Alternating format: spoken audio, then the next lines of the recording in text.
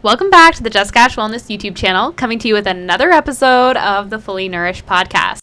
I'm Jessica Ash, functional nutritionist and integrative health coach, and this podcast is really about taking both a scientific and spiritual look at why everywhere you look, it seems like women are so deeply burned out, almost on a soul level.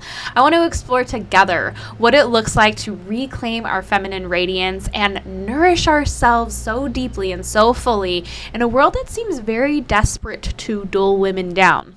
So with that being said, as a reminder, everything in this podcast is for education and inspiration only and is not intended as medical advice. Please talk to the appropriate professional when necessary, and please use common sense before making any changes to your diet or lifestyle.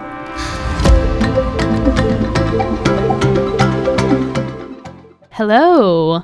So I thought I would start this episode just by calling myself out and say I'm going to be bringing something I like to call BLE today, which is big luteal energy. It's been a running joke for years amongst a lot of you that you can tell when I'm in my luteal phase based on how snarky and feisty I am, because I just show up in quite a different way when I'm in my luteal phase. And you are normally correct. I mean, 9 times out of 10, you guys call me out on when I'm in my luteal phase, so much as I don't really ever have to announce to the world what phase of my cycle I'm in. You just guess it very, very successfully. So I thought I would just give you the BLE warning just so that you know if I get a little feisty or a little snarky, there's a reason why. And today's episode is inspired. There was this story I did a good amount of time ago. I think it's definitely over a year ago now, where I talked about a few aspects of our physiology as we begin to nourish our physiology and our fight or flight state begins to shift. And I want to talk about that today in regards to trauma a little bit, because I feel like healing trauma and this kind of focus on trauma has gotten really, really popular over the past couple of years.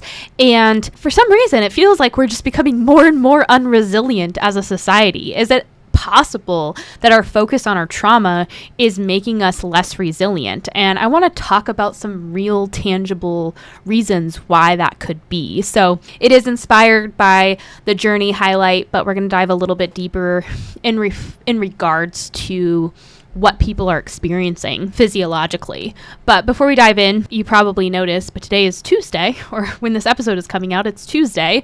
We're trying something a little bit new, trying to do some maybe shorter episodes twice a week versus doing that one long episode on Thursdays. So I'm doing it this week. We'll probably do it next week, and let us know how you like it. Obviously, we love feedback, and I really love to know what you like and how you like to listen to the podcast. So if you prefer this format, let us know, because I'm happy to do it for you. And I've been getting so many questions about my teeth and why they're so white, in those exact words. And I wish I had a better answer for you besides just, I think it's because I've just been oil pulling for so long now. It's almost been a decade since I've started consistently oil pulling, and I almost do it every single morning. So every day when I wake up, without fail, I make my jug of water, which it is a jug. It's this, I saw this really cool like Italian mason jar one day at TJ Maxx, and I have to say, like, I am a TJ Maxx stan. Like, I love TJ Maxx. But there was this Italian mason jar jug thing that I was just like, I love it. And I don't know if it's a liter or what. It's pretty big, but I don't know. I feel like a liter would be a little too large. But anyways, every morning, without fail, I put like 2 big pinches of salt at the bottom of this jug, and then I fill it with very, very warm water, about halfway, maybe a little less than halfway, and then I fill the rest with room temperature water until it hits a very nice, warm, drinkable temperature, and then I will put like a squeeze of lime or a squeeze of lemon in there, and I drink that every morning without fail. And I don't really sip on it, but like I don't want to say I chug it, but I definitely get it down pretty quickly, because what I'm after with that is not only hydration, which I think is really important, and I feel like people in the pro-metabolic space have completely lost sight of how important it is to stay hydrated. Yes, I feel like we as a wellness community are moving towards understanding that it is important to be mineralized. Of course, we don't want to be chugging gallons of water with absolutely no minerals in them. There's more to hydration than just the water or the H2O itself. There's many aspects of the hydration, but heavens, like, did we forget that water is important to drink and we do need to stay hydrated? There is a fine line between chugging gallons of water a day that it have no minerals in it and like not drinking any water. And what I'm after in the morning is not only hydrating, and I like to use warm water to wake up the digestive tract, but also when your stomach fills up, it stretches and it stimulates something called the gastrocolic reflex. And a lot of people don't realize, but there's this like ligament and fascia, there's tissue that's connected throughout the whole digestive tract. And so when the stomach stretches, it almost sends this signal all the way down the digestive tract to stimulate peristalsis, or a bowel movement. And so the jug of water, my beautiful jug of water, is doing a few different things for me. It's hydrating me. It's waking up my digestive tract with that nice warm water. It's giving me some nice salt that has other minerals in it as well. I'm getting some nice kidney flushing from the citrus juice, but I'm also getting that gastrocolic reflex to kind of just like stimulate the whole digestive tract to start moving, and I really, really like it. But not to get too off track, after I do that simple jug of water, I will put a spoonful of coconut oil in my mouth and swish it. Now, I think people sometimes treat coconut oil pulling as swishing mouthwash, and that's not actually the way that it's supposed to be done. I like to actually practice the pulling, which is the pushing and pulling through the crevices of the teeth to keep the coconut oil kind of at the front of the mouth. I know it has a really nice impact on the oral microbiome, but in fact, I actually like to keep it more towards my teeth, and I will actually push and pull and push and pull, keeping it kind of on my gum, in between my lips and into my teeth. And I have done that now for a really long time. I remember when I first started doing it and how sore my mouth would get, and my gums and my lips, or not my gums, but my cheeks and my lips. And I think it's just because it's almost like this nice little workout for the mouth. But that's the primary thing I can think of. I do water flossing just with normal, regular, warm water. I'll either use an electric toothbrush or just a regular toothbrush. I like to use the brands of toothpaste I like to use are either like Uncle Harry's or Boca or something like that. And I do use a xylitol-based mouthwash and chew xylitol-based gum. So that's kind of like my oral routine in a nutshell. But today's episode is about what I think is the missing piece to a lot of people being stuck in this vicious cycle of healing their trauma. And I think it's having a chain reaction on us, specifically as women. I know I'm not discounting men's part in this as well. I just think that there are some unique aspects to women that we sometimes forget. And it's just creating an overall lack of resilience, lack of stress resilience. We are almost becoming more unresilient as a society rather than less. And there's a reason why. So if we actually look at this kind of rise in trauma awareness and rise in this idea of nervous system healing, we can call it, I feel like it really started to pick up when 2020 hit. I feel like a lot of us were living in a state of constant fight or flight, but we were kind of in this autopilot mode, it felt like, where we were just hustle, go, go, go. And it was just a cycle over and over again. It was like, just keep moving or you'll fall down.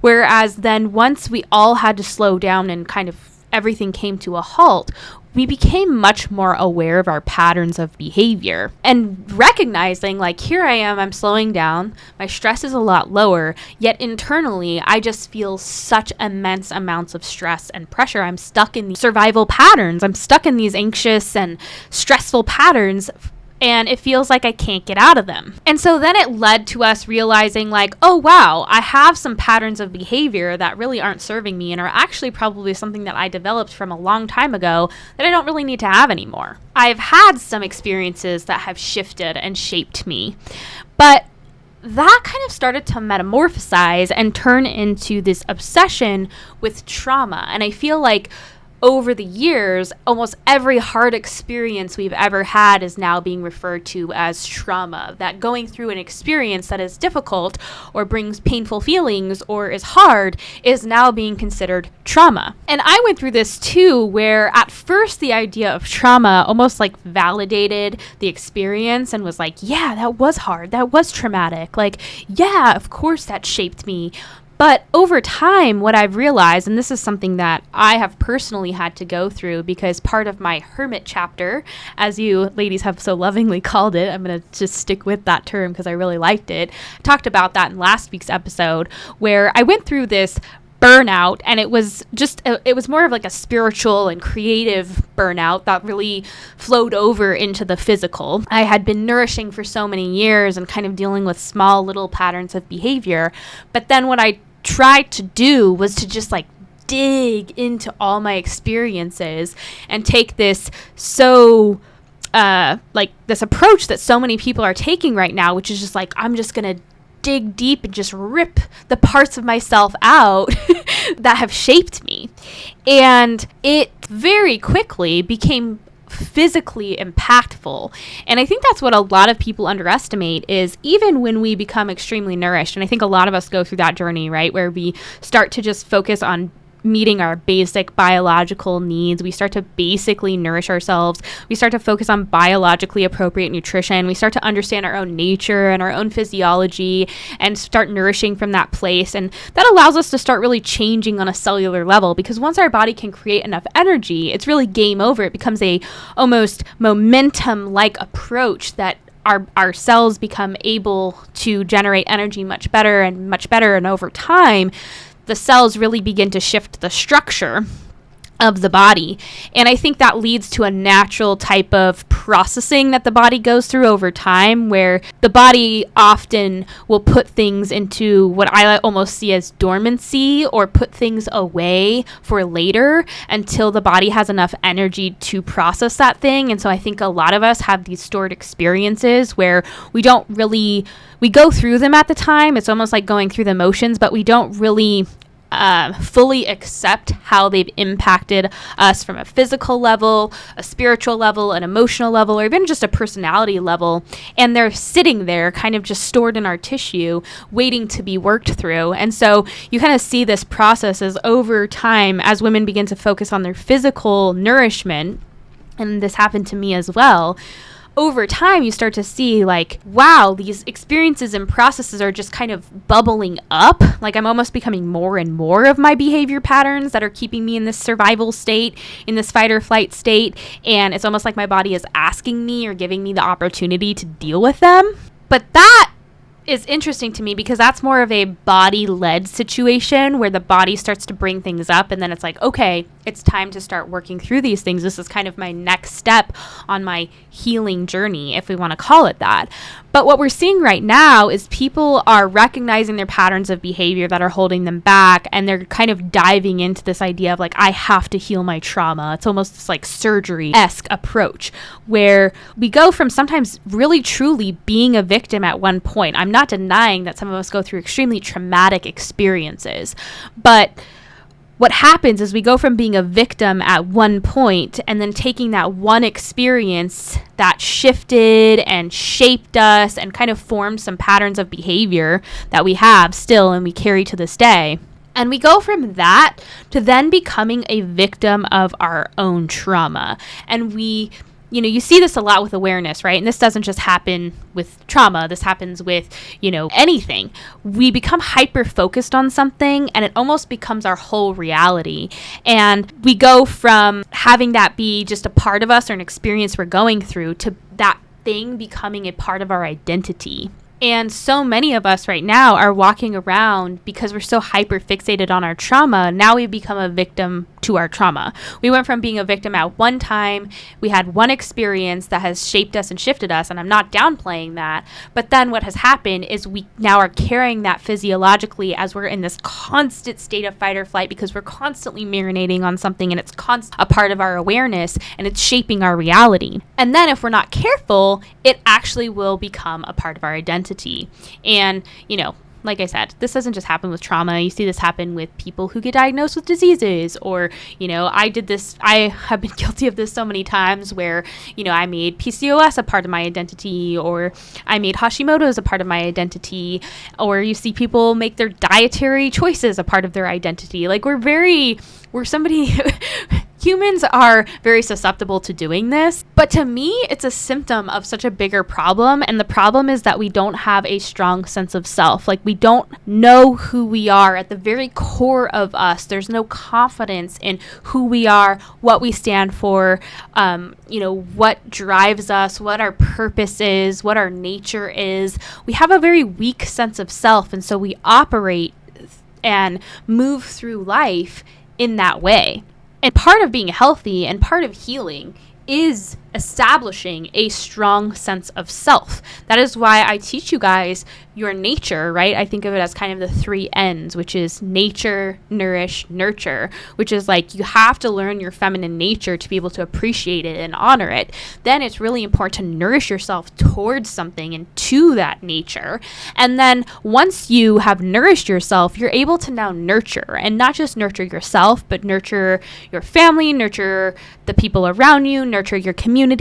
It's kind of things that are constantly playing into one another. It's not like a 3-step process. It's just, these are all things that are kind of a part of creating and establishing a strong sense of self. If we don't understand ourselves or who we are or what we're created to do or be, like, I'm not going to have a strong sense of self. If I don't know how to take care of myself and I don't have good routines and patterns and don't know how to support my own body, like, I'm not going to have a strong sense of self. If I don't nurture something else, I'm not going to have a strong sense of self, because in part, that's what gives our feminine energy purpose. Like, in nurturing something, we are utilizing our feminine energy, and it feeds our sense of self. But so many of us feel like that's so far away from our reality, because so many of us are operating in this constant state of survival. And I do think that that's why so many of us do find, like, we feel like when we start to heal our trauma, there's a reason, there's like a aha, like, oh, finally, I figured out what's quote unquote wrong with. And we think we attach ourselves to it because it explains something about our reality that we weren't aware of before. But what we have to understand about ourselves is being stuck in a state of survival goes so much deeper. And whether we're stuck in fight or flight or fawn or freeze mode, whether you kind of subscribe to the polyvagal theory, which is, if you've seen the chart, the polyvagal chart, it's like at the bottom you have this green place where it's like safety and stability, right? And this is where we as women, if we're operating in a balanced nervous system, we'll be present, we'll be grounded, we'll be open-minded, we'll be curious, we'll be mindful, we'll have good time perception, right? It won't feel like we're rushed constantly or like there's never enough time in the day. In this place, we're not overly concerned with others' opinions, right? We're not constantly thinking like, what are they thinking of me? And what are they thinking of me? We're a little bit calmer. We're connected with others. We're at peace, right? And that's really where, if we're in a balanced nervous system state, that's the parasympathetic state. That's where we're going to operate most of our time in, right? That kind of rest and digest mode. And then a healthy body is able to jump into fight or flight whenever is necessary, right? And that's really what we're typically taught, is like our adrenal glands are pumping out, stress hormones, right? Like cortisol and adrenaline. And it's a whole physiological shift because our blood flow changes, what we're focused on changes. But if we stay in that place for too long, that sympathetic nervous system state, that's really where a lot of us will find ourselves operating from if we're stuck in a state of survival, whether we're in that fight mode where we're kind of constantly frustrated, constantly angry, constantly ragey, right? Rage is a huge part of the fight. We're irritable. We are addicted to drama, right? We constantly are just all about the fight. I find it so funny. Like, women love like reality TV where, there's so much drama all the time. And I feel like that sometimes feeds into our, we want to feel those feelings so bad. So it feeds us in some way. We'll have poor digestion in the state too, because our blood flow is flowing away from our digestive system. We'll also, so that was the fight part of it, but we can also be in the flight part of it, right? Where we just like avoid constantly, it takes months to text someone back. It's just too stressful, or we just can't relax. We have to keep moving. We feel a lot of fear or worry or overwhelm or panic or concern. And obviously, if we're jumping into that state to protect ourselves, like that's important, right? Because then we can jump back out and go right back into our parasympathetic balanced nervous system state. For a lot of us, we're not doing that. We're like staying in a constant state of fight or flight, and then we'll move into what is called within the polyvagal theory the dorsal vagal, which is that freeze or shutdown mode. And that's when our body has become so exhausted from staying in fight or flight, or that state of hypervigilance, that our body starts to suppress itself and conserve energy. We have expended so many resources that now we're in a place of being checked out, hopeless, constipated, obviously, because our gut is frozen. We maybe feel crippled, overwhelmed, confused, cold hands and feet. We're maybe numb. We feel helpless. We we would consider ourselves depressed, or we're really disassociated. We feel a lot of shame. We feel that burned out feeling, right? Like we just have expended so much energy. It's like, I have nothing left to give you. And that is where a majority of ourselves find ourselves, right? And so if we get some type of answer for why we feel this way, and it's something as simple of like trauma, and all I have to do is heal my trauma, of course we feel like, oh, I'll jump on that train, no problem. And it's interesting because when you look at the polyvagal theory, it really aligns with Hans Selye's gas theory, which is the general adaptation syndrome theory. This idea that people, when they're in a stress response, they first go into this like alarm phase, right? Which would be similar to jumping into your sympathetic nervous system. You go into that fight or flight state where your body's trying to expend resources to just like survive. And then eventually you go to a place of resistance where your body's like trying to get back into a place of homeostasis, trying to get back to balance, trying to get back to the place of feeling good, the vortex of feeling good, right? But it can't, and so you get to a place of exhaustion, which would balance out similarly to the freeze shutdown mode or the dorsal vagal part of the polyvagal theory. So both Hans Selye's gas theory, or the general adaptation syndrome, and the polyvagal theory really, really align to bring us to where a majority of people are today. And I would say a lot of everyone is there, right? Both men and women, but women especially are just so physiologically burned out, and a lot of them are showing the physiological signs a little bit more than men. Men are burned out as well. Men are overwhelmed as well. Men are experiencing this as well. Their bodies are just a little bit more resilient to stress, and they tend to be a little less vocal about their struggles, and so it seems that they kind of just like suck it up until it becomes too excruciating to deal with. But what we have to realize is when we're actively trying to quote unquote heal trauma, we're trying to bring balance back to the patterns of our nervous system. We're in a way retraining our patterns of behavior to react, I shouldn't even say react, I should say to respond properly to stressors. A lot of us are in such a state that we continuously react to stressors. Our body reacts before our mind can even catch up, and by the time our mind is there, our bodies are already responding as if it's a life or death situation, right? Because our patterns of behavior are trained in reaction due to our experiences and our previous experiences that have shaped us. But as we retrain our brains, we need to remember that our brains consume huge amounts of glucose. Our brains are consuming huge amounts of energy. And sometimes to bring ourselves back to a state of balance, psychologically, nervous system wise, our brain and our spinal cord and our enteric nervous system, which relies on our gut, are very physical systems. I think people sometimes forget that. Like, they know that, but they don't always remember how energy consuming these systems are. And so when we're trying to bring balance and stability back to these systems, and we're trying to almost in a way force our body to process previous experiences before it's ready, which is what a lot of people are doing, which is why it feels like they're spinning their wheels, or almost feels like they're getting worse and worse and worse. And it's because their nervous systems require energy, require fuel, require nutrients. And a lot of us are in the state of fight or flight in part because our bodies are not getting those things already. And then we try to force our body to process through things that it's maybe not capable of yet, or it doesn't have the fuel or the nutrients to process through them.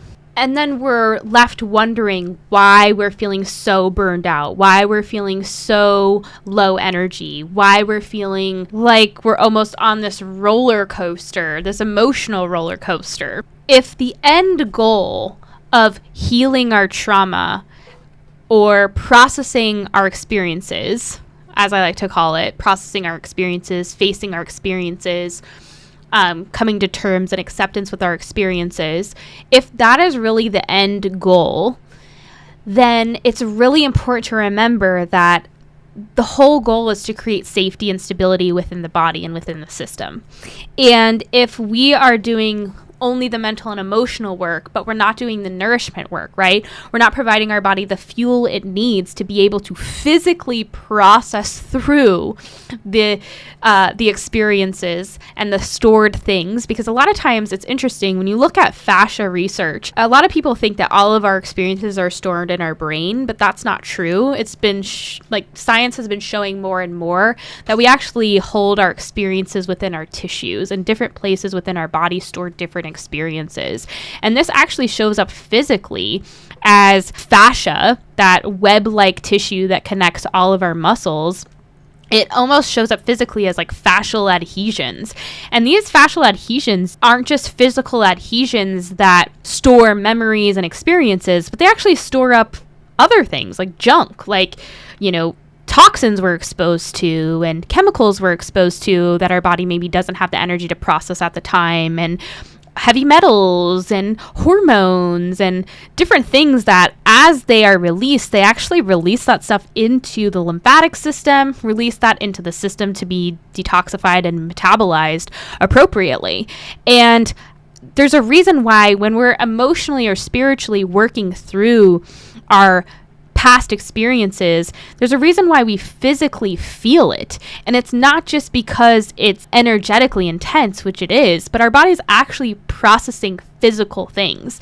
Even when we cry, as we process those experiences, there are certain types of neuropeptides that are being released in our tears. No tears we cry are molecularly or structurally the same. They all have different types of peptides that are reflective of experiences that we've had. Our body is actually releasing proteins within our tears that is physically releasing the experience. And so I wanted to go over this before we dive into Thursday's episode, which is a really interesting episode that I've been working on for a while now. I've been working for quite a few weeks. It is a very touchy topic, and it's something that I think I've been trying to approach delicately, but it's just a conversation that I think we need to have woman to women. And I think as a community, I think we really are trying to help each other rise and really come to the next place of nourishment. And so we're going to really talk about nurturance and dive really deep into why we as a generation are so starving for nurture. It's almost like we don't know how to nurture ourselves.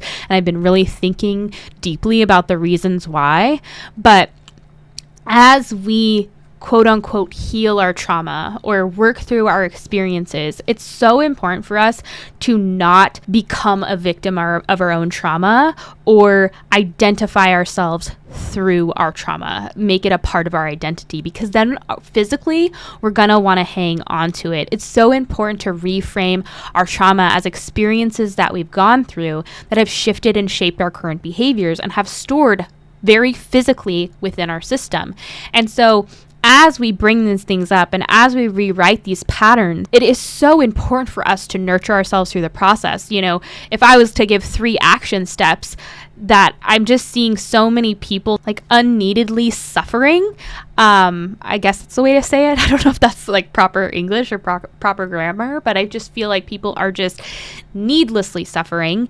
And it's because they really do need to be nourishing themselves through the process. It's so important to be eating regularly, at least having 3 meals a day.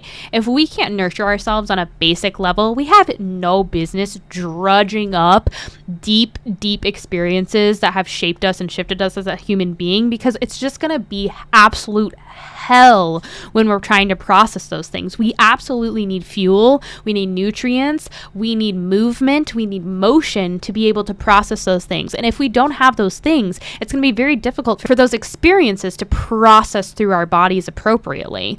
And then another thing that I like to bring up is it's so important to remove ourselves from really toxic environments. You know, we as women, we really learn to see ourselves through the eyes of other women. It is so imperative for us to have a community of women that we can rely on, that can help us see ourselves clearly and help us really like hold on to our sense of reality about ourselves. Because when we are processing our experiences and rewriting our brain's patterns, we have to be able to have a grip on reality, because we don't always see ourselves clearly. Our human nature is to not see ourselves very clearly. And so that's why women, and having women that have our back and are like-minded in some ways, is so important. And if we don't have that, it's okay. It's going to make it much harder to go through the process, but we at least need to remove ourselves from women and environments that are very clearly not helping us see ourselves clearly. So I think a lot of times we try to heal from things that we haven't removed ourselves from. And it's so difficult to heal in toxic environments. And I think a lot of us hang on to friendships and relationships that are not serving us and are in fact hurting us, but we do it anyways because we don't want to be alone. But it's so important to create space in our lives so we can find a community that does help us rise and does help us see ourselves clearly and can help us establish a strong sense of self. Because at the end of the day, when we're trying to heal from our experiences and rewrite our brain's patterns, we need to do our utmost job of creating as much safety and stability in our environment as possible. Because if some of us have had really, really chaotic, stressful, fight or flight type experiences our whole life. Let's say we grew up in a really stressful environment where we were in a constant state of fight or flight. It's going to feel really natural for us to be in a state of chaos, and it's going to feel really awkward to be in a state of peace or calm. And so we need to do whatever we can to create safety and stability. And this is why I think that nourishment is such an important aspect of that. It's such a basic way to nurture ourselves, yet so many of us forget how important it is. It's a way to create some routine. It's a way to create some way to just give a little kindness to yourself. And it's just a basic biological need that we can really praise ourselves for meeting. You know, when we feed ourselves well, it's like, wow, like you did such a good job in feeding yourself today and feeding yourself, showing up for every meal. There's something about it that is a small sense of accomplishment when we're having a hard time, or we're feeling really burned out, or we're in that state of freeze, or we're in a constant state of fight or flight. It can provide some anchoring to get us to a better place where we can do more things that are on our list to do. But the basic first step is sometimes just nourishing ourselves. And that can be the most basic form of nurturance, but I don't mean basic in the sense of it's just unimportant, because it can be some of the most important things that we can do. So if I was going to say what the missing piece to healing our trauma is, it's really that we're forgetting to nourish ourselves through it, and we're forgetting the amount of energy that it takes to process our past experiences. Thank you so much for listening to the Fully Nourished podcast. I hope that today's small mini episode on the missing piece of healing trauma really resonated with you. If you're ready to dive deeper into this topic and really have a discussion on what it means to nurture and why nurturing is so important, check out this Thursday's episode. If I mentioned any links or resources today, they're included in the show notes, which are linked in the description box below. And if you enjoyed the episode and want to support the podcast, please share it with others, share about it on social media, like this video, and subscribe to the channel. I really rely on amazing women like you to spread the word about the podcast. So with that being said, I value your ideas and your opinions. So if you have any topics you'd like discussed or a guest you'd like me to bring on, please go to jessicashwellness.com/podcast to share those with me. And if you want more content or want to stay in the loop about new episode drops, follow me on Instagram at JessicaAshWellness and sign up for my Sunday email at jessicashwellness.com/email-subscribe. Thanks again for listening, and I'll see you soon.